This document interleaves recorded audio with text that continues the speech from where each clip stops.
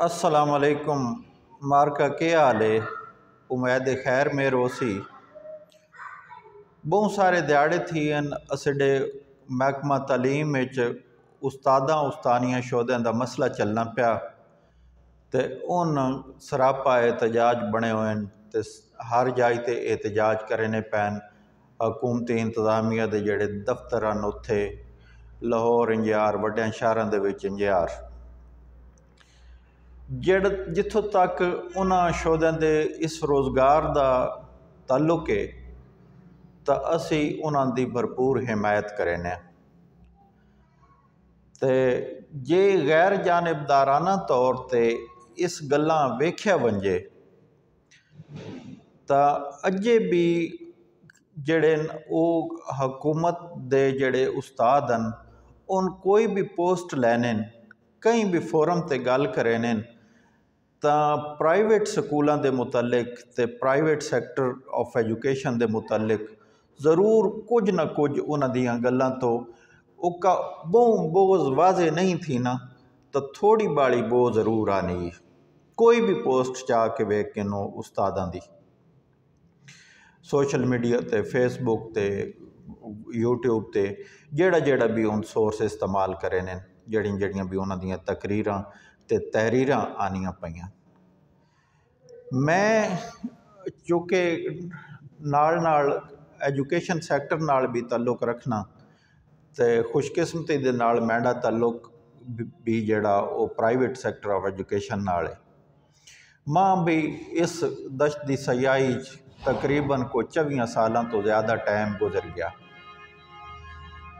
तो मैं इस तो नहीं भाई उन असडे खिलाफ कोई ना कोई इजही गल जरूर कर वैने इस तो ना ये गल करे ना पाया।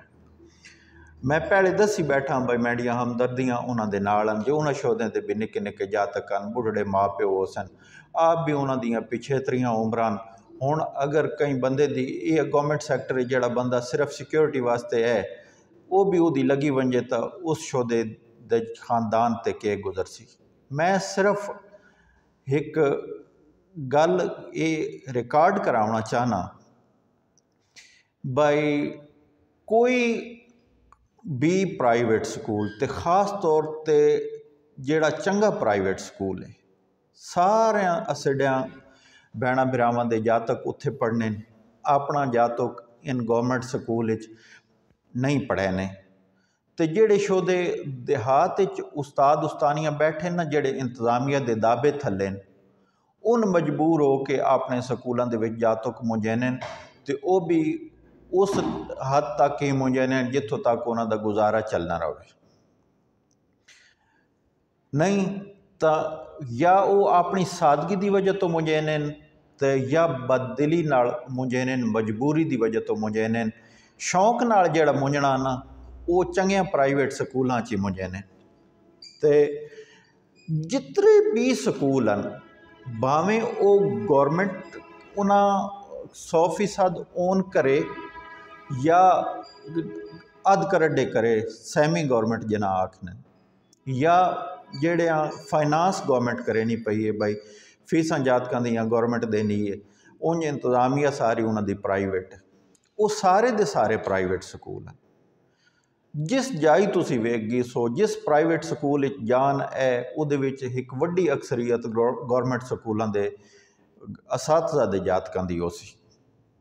कदे गल ही थी पवे ना तो सारे दे सारे लोग डिफेंड ये करें बने नहीं जी नहीं फौजी फाउंडेशन गौरमेंट का स्कूल है फीस 4400 रुपया जातके दी ते गौरमेंट स्कूल है भाई यही है जेडे मशूम दा लैने हो ना ये कबूतरिया रखी नूटने वाले इन्हां दे नाल हकीकत छप नहीं वैनी।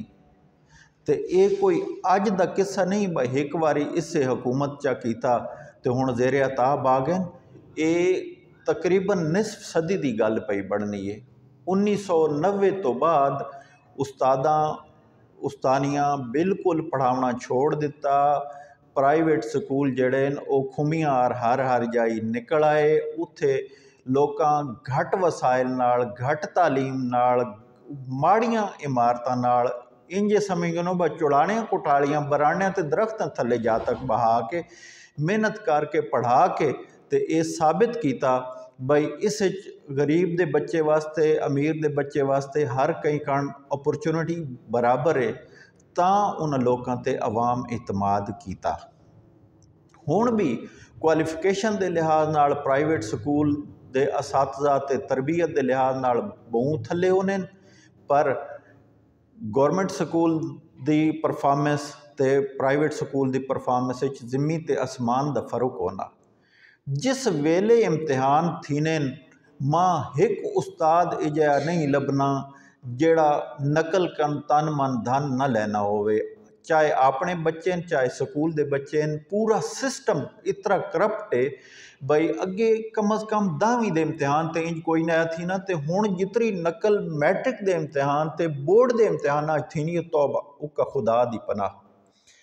तो नप नप के जातकां जेड़ा चंगा जातक कि ना झलवे ना उस दे हवाले 5-7 जातक कीते बई असेड़े जातकां तो पर्चा करा ही करा। इंज नहीं होना। अजे होर बड़ियां लम्मियां दास्तानां जिसा लग पवीए तो बड़ा कुछ आसी, भला हमदर्दी उन्हां दे नाल है। इस गल ते जरूर सोचो बई ये वजह के बन गई है, जिस वेले ताईं वो वजूहात दूर न थी सन उस वेले ताईं औखियाइयां रह सन। रब राखा कि ताईं वत मौका मिले तो वत गल कर सा।